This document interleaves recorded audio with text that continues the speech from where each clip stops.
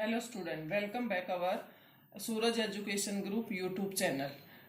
Today's our topic is Ikoka lesson first story of village Palampur.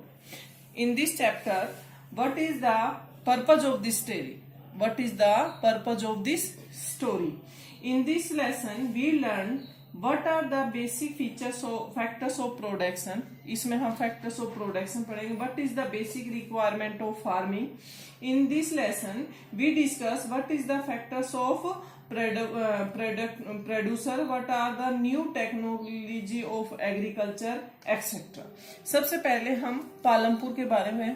Palampur एक imaginary village है, एक कल्पना का गांव है जिसमें हम कल्पना करते हैं कि Palampur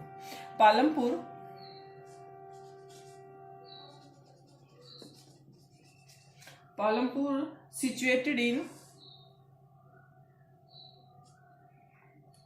north western part Uttar प्रदेश.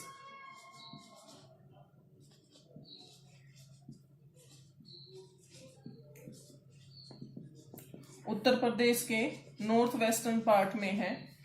इस गांव में क्या क्या है? इन दिस विलेज 450 फैमिलीज रहती है. 450 फैमिलीज रहती है, जिसमें से 80 फैमिलीज है वो है अपर कास्ट में. 1/3 जो लोग हैं वो हमारे SC कास्ट से बिलोंग करते हैं. And in this village 2 primary school,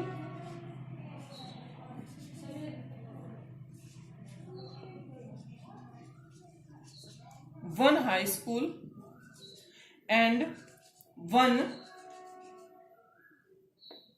primary health center.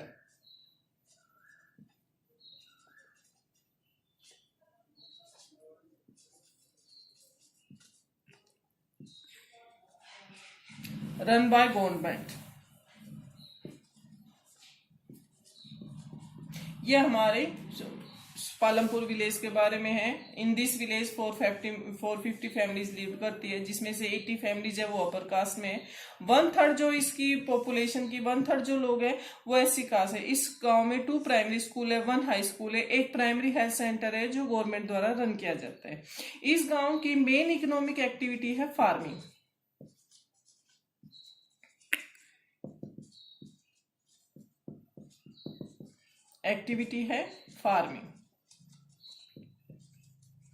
Farming main economic activity है.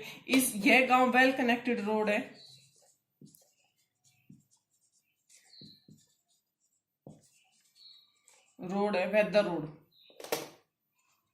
वेदर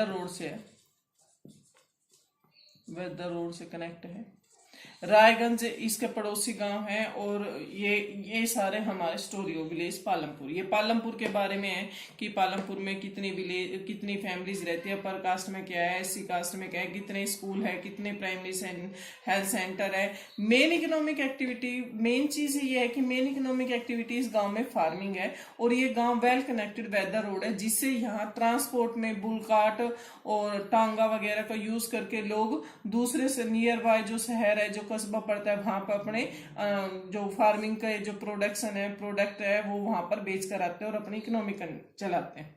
उसके बाद हमारा मेन जो इसमें, अब हम चलते हैं मेन इस पे कि फैक्टर्स ऑफ प्रोडक्शन क्या है. हम प्रोडक्शन कर रहे हैं तो इसमें हम पढ़ेंगे फैक्टर्स ऑफ प्रोडक्शन.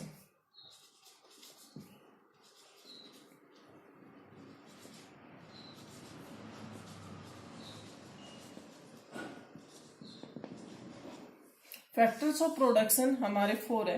नंबर 1 पे लैंड, नंबर 2 लेबर. लैंड हमारा फर्स्ट रिक्वायरमेंट है.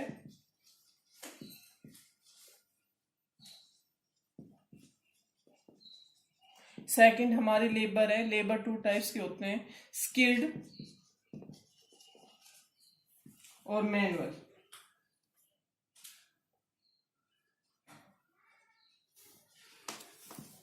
स्किल्ड हमारे जो लोग इंजीनियर वगैरह होते हैं वो होते हैं जो पूरे उसको काम को संभालते हैं। मैनुअल में अनस्किल्ड पर्सन आते हैं जो प्रोडक्ट को करते हैं, प्रोडक्शन को बढ़ाते हैं।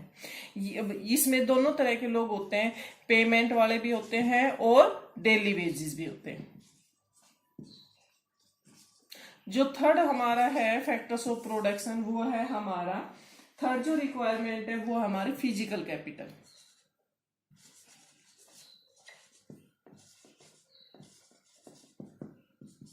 फिजिकल कैपिटल भी हमारे टू होते हैं। नंबर एक fix capital, number two working capital. Fix capital में देखो हमारे क्या क्या आते हैं। फिक्स कैपिटल में हमारे आते हैं टूल्स, मशीन्स और बिल्डिंग। वर्किंग कैपिटल में आते हैं हमारे रॉ मटेरियल और मनी। और मेन जो हमारा मनी है जिससे ये सारी चीजें इस पे डिपेंड होती है, मनी पर ही ये सारा हमारा फैक्टर्स ऑफ प्रोडक्शन डिपेंड होता है। ये हमारे फिजिकल कैपिटल्स में आते हैं।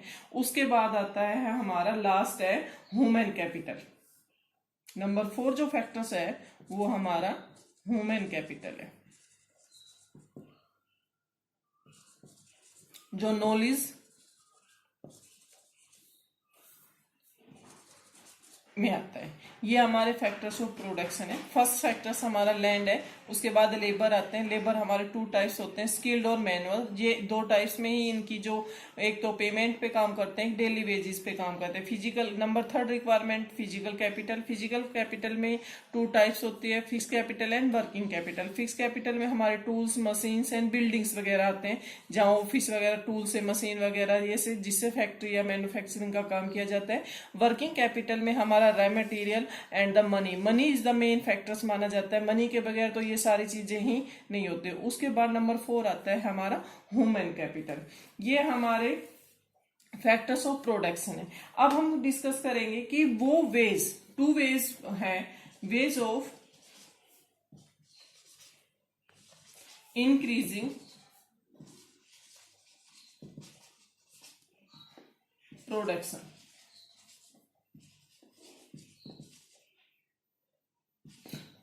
दो मेथड जिससे हम प्रोडक्शन को इंक्रीज करते हैं, जिसमें से फर्स्ट आता है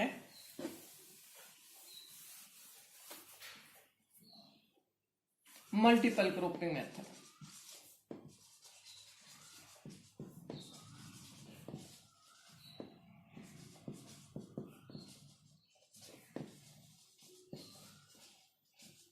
Multiple cropping method, what is mean by multiple cropping method? In this method, to grow more than one crops, in a piece of land during the year, एक साल में दो से अधिक जो फसल उगाई जाती है, क्रॉप्स उगाई जाती है, उसे हम मल्टीपल क्रॉपिंग मेथड कहते हैं। दूसरा जो हमारा आता है modern farming method.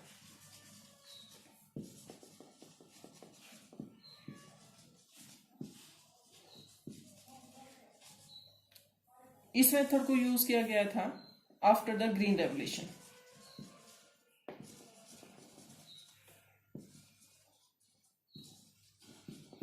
Green revolution Bharat में 1960 में आया था। 1960 में ग्रीन रेवोल्यूशन आया। ग्रीन रेवोल्यूशन में स्वामीनाथन की जो टीम थी उन्होंने इसको लागू किया था। स्वामीनाथन ने मेन माना जाता है कि मॉडर्न फार्मिंग मेथड लाने में इसका मेन कंट्रीब्यूशन माना जाता है। 1960 में ग्रीन रेवोल्यूशन है। ग्रीन रेवोल्यूशन में मॉडर्न फार्मिंग मेथड में हम सब अब किसान क्या क्या यूज करने लगे, न्यू टेक्नोलॉजी।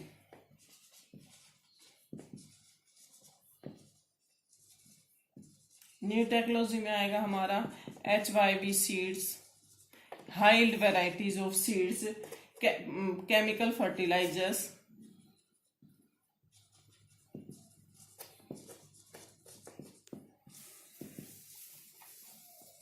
पेस्टिसाइड्स, ये सारे हमारे मॉडर्न फार्मिंग मेथड में आते हैं, जिसमें हम HYV सीड्स यूज करते हैं, केमिकल फर्टिलाइजर्स यूज करते हैं, पेस्टिसाइड्स यूज करते हैं। 1990 before the 1960 before the green revolution जो किसान थे वो ट्रेडिशनल मेथड यूज करते थे, ट्रेडिशनल मेथड यूज करते थे जिसमें वो ट्रेडिशनल सीड्स यूज करते थे, लेस इरिगेशन होती थी, डिपेंड ऑन मॉनसून होते थे, और जो फर्टिलाइजर्स है वो काउ डंग वगैरह यूज करते, जिससे प्रोडक्शन था ना वो कम होता। But after 1960 green revolution farmer use the modern farming method, जिसमें न्यू टेक्नोलॉजी आ गई, tractor, thresher, HYV seeds, chemical fertiliser, pesticides. And the green revolution का मोस्ट जो बेनिफिट हुआ था, सबसे ज्यादा बेनिफिट 3 स्टेट के फार्मर्स को हुआ था। First UP, Punjab and Haryana. सबसे ज्यादा ग्रीन रेवोल्यूशन का इन स्टेट को बेनिफिट हुआ था। एंड आफ्टर दिस देन जिस चीज के फायदे होते हैं उसका नेचुरल में कोई ना कोई हमें नुकसान भी होता है। मॉडर्न फार्मिंग मेथड के हमें बहुत ज्यादा फायदे हुए, हमारा प्रोडक्शन बहुत ज्यादा बढ़ गया, लेकिन इसके कुछ नुकसान भी हो। उसका सबसे ज्यादा नुकसान हमें एग्रीकल्चर में झेलने पड़ा। ज्यादा से ज्यादा केमिकल फर्टिलाइजर्स यूज करने से जो हमारी सोयल की फर्टिलिटी है वो कम होगी। उसके बाद ज्यादा इरिगेशन करने से जो हमारा ग्राउंड वाटर है लेवल है वो बिल्कुल लो चला गया। ये हमारे थे दो मेथड जिससे हम अपने प्रोडक्शन को बढ़ा सकते थे। फर्स्ट था multiple cropping method, to grow more than one crops in a piece of land during the year is called the multiple cropping method. Second था हमारा modern farming method. Before the 1960 green revolution से जो farmers थे वो traditional method use करते थे, traditional seeds use करते थे, मॉनसून पे डिपेंड होते थे, नेचुरल अपने जो फर्टिलाइजर्स है यानी कि काउ डंग आदि यूज करते। लेकिन आफ्टर द 1960 ग्रीन रेवोल्यूशन जो हमारे स्वामीनाथन की देन है, जिससे उनका सबसे बड़ा कंट्रीब्यूशन था। इसके बाद जो किसान थे उन्होंने नई टेक्नोलॉजी यूज की, ट्रैक्टर आ गए, थ्रेसर आ गया, हार्वेस्टर आ गया, HYV सीड्स यूज करने के लगे, केमिकल फर्टिलाइजर, पेस्टिसाइड्स और इरिगेशन। अब इससे ज्यादा ना इन सबका सबसे ज्यादा फायदा 3 स्टेट के किसानों को, यूपी, पंजाब एंड हरियाणा। जिस चीज के फायदे होते हैं उसके उतने ही नुकसान होते हैं। एज मॉडर्न फार्मिंग मेथड के जहां हमें बहुत ज्यादा फायदे थे वहां हमें इसके कुछ डीमेरिट भी देखने पड़े। ज्यादा केमिकल और फर्टिलाइजर्स, पेस्टिसाइड यूज करने से जो हमारी सोयल फर्टिलिटी थी ना वो कम होती जा रही है दिन भर। और ज्यादा ग्राउंड वाटर इरिगेशन में जो सबसे ज्यादा हम ग्राउंड वाटर का यूज करें, जिससे हमारा जो ग्राउंड वाटर का लेवल है वो बहुत कम हो गया था। I hope you will understand this topic very well. Thanks, have a nice day.